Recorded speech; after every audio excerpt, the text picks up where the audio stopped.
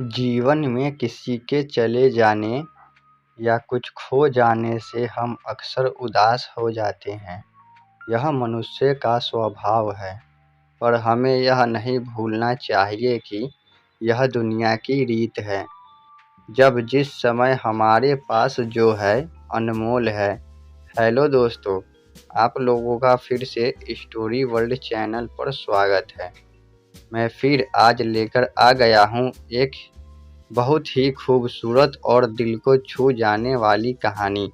कहानी छोटी है लेकिन आपके दिल को छू जाएगी, क्योंकि इस कहानी में गहराई बहुत है।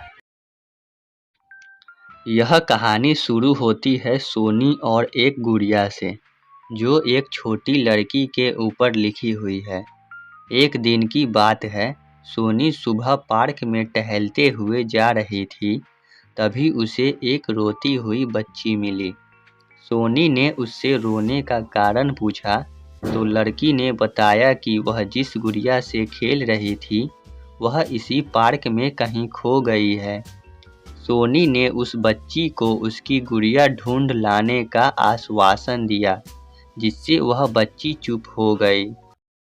सोनी ने गुड़िया ढूंढने के लिए समय मांगी और फिर दूसरे दिन गुड़िया लाने का वादा करके वहां से चली गई।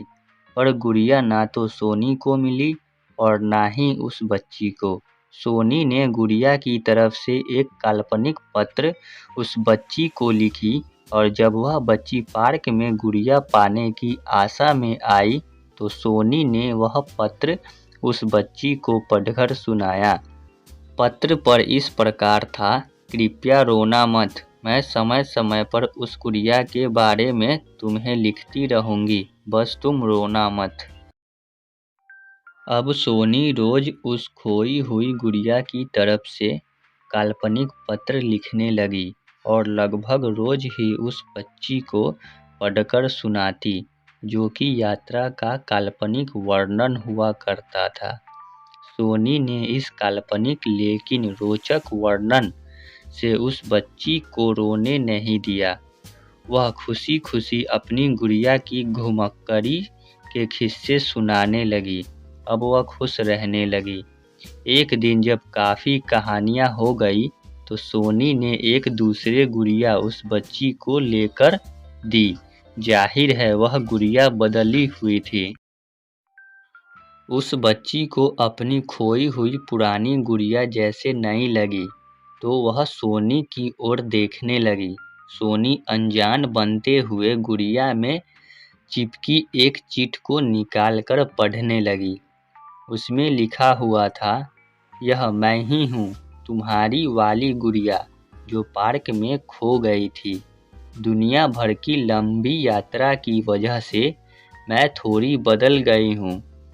बच्ची को इस गुड़िया और सोनी पर विश्वास हो गया। वह गुड़िया लेकर घर चली गई। वर्षों बाद जब वह बच्ची बड़ी हो गई तो एक दिन वह अपनी अलमारी में कुछ ढूंढ रही थी तो उसका ध्यान उसी गुड़िया पर गया जो सोनी ने उसे दी थी। बचपन की बातें याद करके वह हंसने लगी।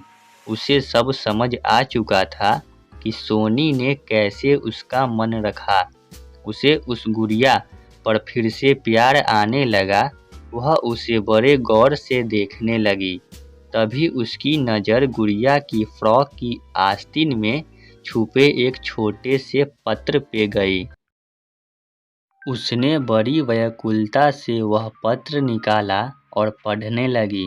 पत्र में संक्षेप में यह लिखा हुआ था कि हर वह चीज़ जिससे तुम प्यार करती हो कभी न कभी तुमसे खो ही जाएगी, और जो तुम्हारे पास होगी वह तुम्हारे लिए सच्चे रूप में बनी होगी।